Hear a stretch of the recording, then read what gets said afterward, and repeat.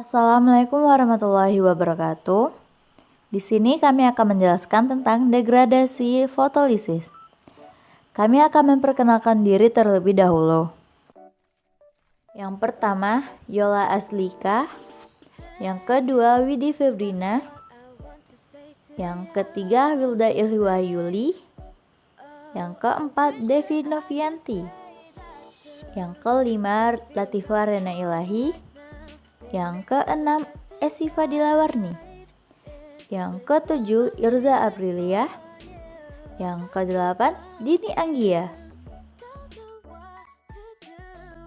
Sebelum itu, kita harus mengetahui pengertian dari degradasi fotolisis.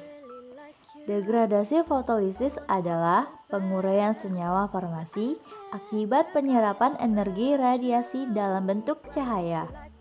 Semakin kecil panjang gelombang cahaya, maka semakin banyak energi yang terserap. Setelah kita mengetahui pengertian dari degradasi fotolisis, kita beralih ke mekanisme degradasi fotolisis. Mekanismenya ada dua. Yang pertama, reaksi fotokimia primer. Yang kedua, reaksi fotokimia sekunder.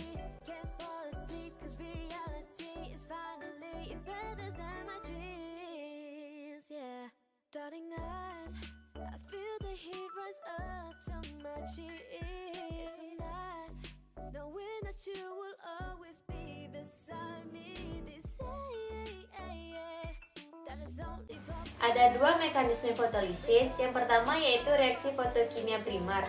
Terjadi bila molekul obat itu sendiri menyerap energi dari sumber radiasi. Menyerap sinar atau tidaknya suatu molekul obat dapat dilihat dengan membandingkan spektrum UV atau sinar nampak. Energi yang diserap dapat menyebabkan penguraian melalui beberapa cara. Yang pertama sebagai energi termal yang menyebabkan peningkatan suhu di dalam medium sekeliling. Yang kedua sebagai fluoresensi atau fosforesensi. Fluoresensi adalah menyerap sinar langsung dikeluarkan. Fosforesensi adalah menyerap sinar sampai habis baru dikeluarkan, di mana energi yang diserap kembali dipancarkan sebagai energi dengan panjang gelombang yang lebih besar sebagai energi kimia untuk memulai reaksi penguraian.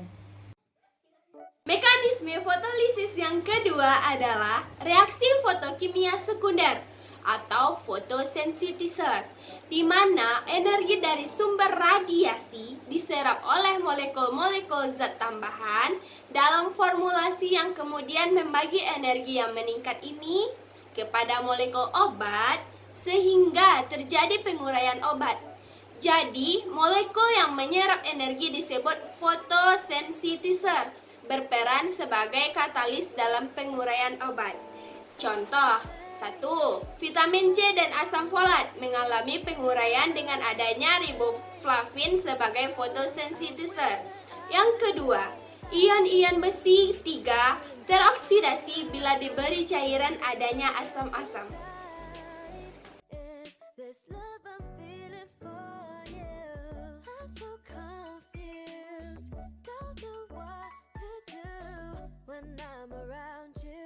I feel my mind go blank, yeah. I really like you, I want to confess, but I'm scared to find out the truth, whether if you like me back or not. I wonder every day until my mind goes. Faktor-faktor yang mempengaruhi penguraian secara fotolisis. Kita ibaratkan penguraian secara fotolisis sebagai sebuah pohon, di mana pohonnya adalah sebuah degradasi fotolisis. Kemudian ada dua tempat penyiraman air yang kita ibaratkan sebagai faktor-faktor pempengaruhinya. Tempat penyiraman air yang pertama disebut juga dengan faktor formulasi, di mana faktor formulasi ini terdiri dari sifat-sifat molekul obat itu sendiri. Yang kedua, pelarut yang digunakan saat penguraian secara fotolisis. Yang ketiga, pH sediaan. Yang keempat, jenis larutan buffer yang digunakan saat penguraian fotolisis. Dan yang terakhir, zat tambahan yang digunakan saat penguraian fotolisis.